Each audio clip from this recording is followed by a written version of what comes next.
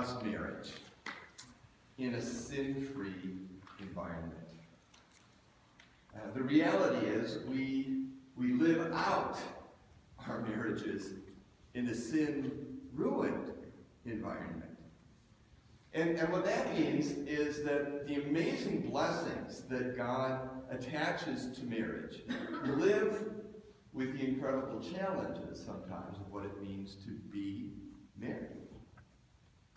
Sometimes those challenges multiply and become so overwhelming for a couple that their relationship is destroyed and divorce follows. What are we supposed to do with it? I'd like to do what Jesus would do. I'd like to think like Jesus would think. And you might be surprised. I see some shy looks on your faces this morning. Is he really going to talk about that? Yeah, because we almost never do, right? And Jesus almost never does. He talks about this twice at paragraph length in the Gospels. This is one of the two. I think we'd be remiss if we didn't take it on and try to figure out, how does Jesus think about this topic? So I can figure out how I ought to think about it. We're going to take it out. And it's a conversation that occurs in two different settings. The first one is with Pharisees. We'll go to that in a moment. The second is with disciples in a private room. We need to make the shift in setting. We're going to miss the shift in what Jesus is doing. And I've just got a few observations that we can extract from this and maybe take into our lives as we think about this topic of divorce. So Jesus on divorce, the first setting. Let's see what's going on here. Jesus is on his way to Jerusalem. He left that place, went into the region of Judea, and across the Jordan River. That's going to be important. Again, crowds of people came to him, and as was his custom, he taught them. Some Pharisees came and tested him, that's important, by asking, is it lawful for a man to divorce his wife? Three things there that we need to pay attention to when we listen to what Jesus is going to say in just a moment. First of all, the nature of the question being asked is not, could you please teach? That's what we're doing this morning. Can you please teach us on this topic? It is, how can I entrap this guy? Okay? You need to hear that. This is an entrapping question. Second, it's occurring on the east side of the Jordan River in a piece of real estate called Perea.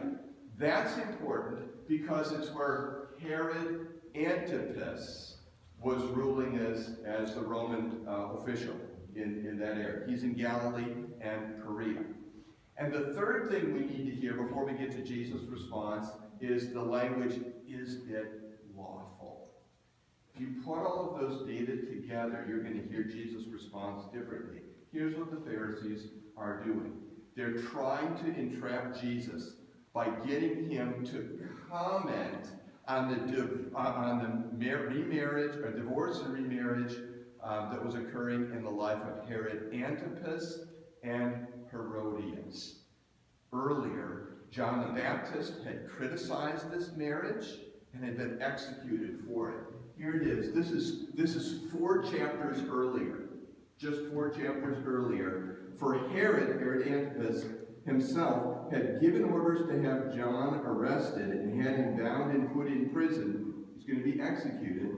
He did this because of Herodias, his brother Philip's wife, whom he married. John had been saying to Herod, it's not lawful.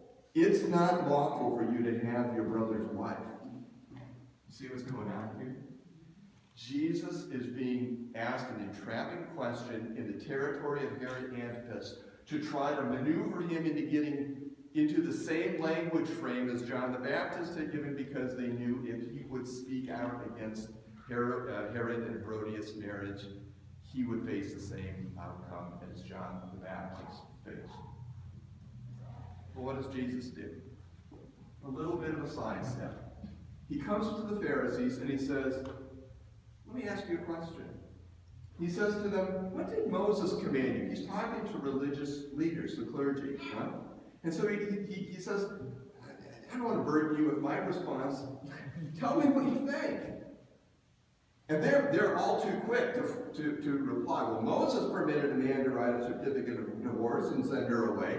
They're thinking of Deuteronomy 24, which says that. Now, Jesus is not going to put himself at odds with what Moses has said. But he comes back and says, your sense of this is wrong because you're not putting it in the context of Genesis 2. You're reading the Deuteronomy text, but not in light of it was because your hearts were hard that Moses said this. At the beginning, at the creation, God made them male and female, and for this reason, a man will leave his father and mother, be united to his wife. The two will become one flesh. He quotes Genesis 2, and he's saying to the Pharisees, you're handling divorce as if it's its own entity. Here's the key. Divorce is an accommodation, not part of a divine plan. Marriage was the divine plan, one that would never end, one that would be overburdened with blessings. But because sin entered the world, God made an accommodation. Not so that blessings would flow into people's lives. That's not what divorce is about. It's not about getting the blessings of marriage in a different way. It's losing all of that, but it's taking a bad situation and making it less worse than it could be. This is an accommodation that God is allowing. And then the setting changes. Because Jesus is done talking about the Pharisees. Notice he hasn't spoken directly to the marriage of Herod Antipas and Herodias. He's kind of sidestepped that a bit and said, I want you guys to think about how you are interacting with this topic of marriage and divorce, because you're handling divorce as something separate. It always needs to be handled in conjunction with marriage and seen as an accommodation. That accomplished, he goes into a house with the disciples. Here it is. When they were in the house again, the disciples asked about this. Okay? Now Jesus has a second opportunity to take on the topic.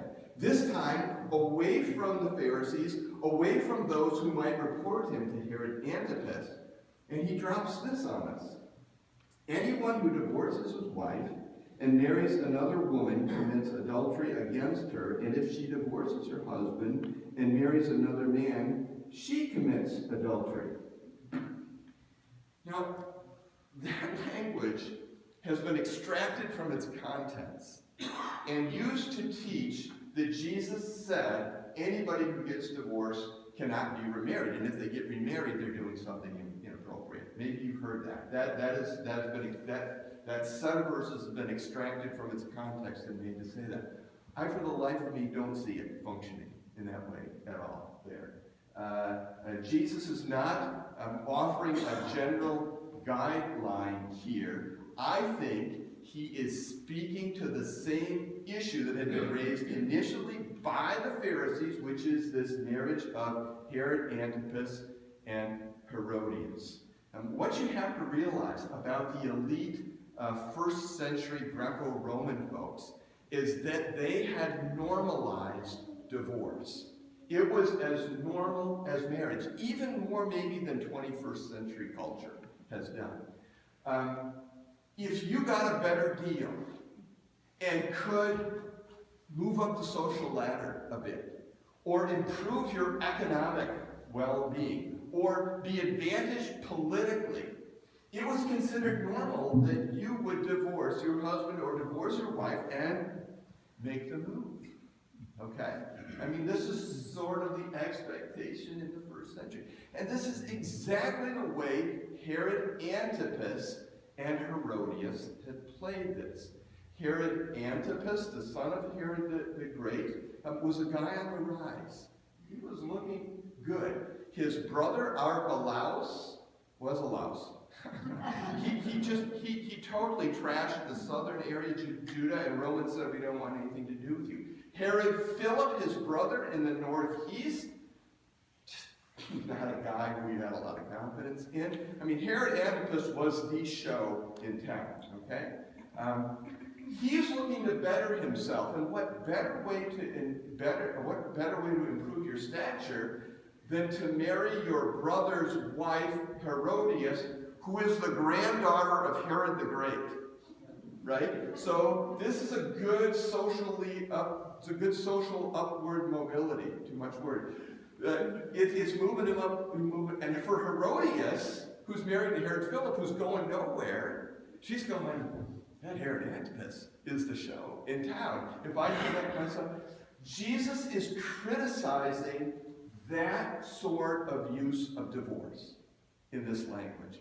And I want to read the language again, and I want you to hear that Jesus has changed settings. He's no longer exposed, so he can talk directly to the marriage of Herod Antipas and Herodias. And what he says, now listen to it, anyone who divorces his wife and marries another woman, like Herod Antipas, commits adultery against her. This is not appropriate stuff. And if she divorces her husband and marries another man, like Herodias did, she commits adultery. This is not a general statement about divorce and remarriage. This is Jesus taking the opportunity now to speak specifically to this social norming of divorce that had occurred in the first century and was represented in the life of Herod Antipas and Herodias. Okay, so what do we do with this? Yeah? What do we do with this? This is Jesus on divorce.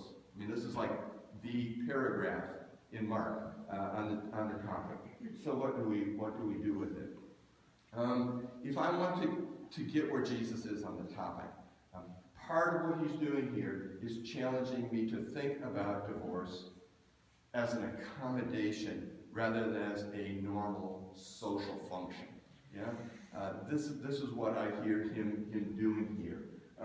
He is looking at the culture that he is in and saying, I don't want you to think of marriage and divorce as the same sort of thing, just antonyms of one another. I want you to see that marriage is really the big thing. This is the thing that God provided to his people. It is the place that he wants to lavish blessings on his people. So at all costs, hang on to that treasure. And only as an absolute last resort, when you're absolutely convinced that that relationship cannot survive or has expired, I'm offering this accommodation. It's not great. It doesn't contain all of the wonderful things marriage does, but it might make a horrific situation less bad than it is. Jesus would challenge us to see divorce in that way, as an accommodation, rather than as something that God put in place in order to bless us. Second observation. Whenever the topic of divorce comes up, almost always folks would like to create a list of reasons why it's appropriate to go find or seek a divorce. Grounds for divorce. To be able to use a list to identify who is the guilty party and who is the innocent party.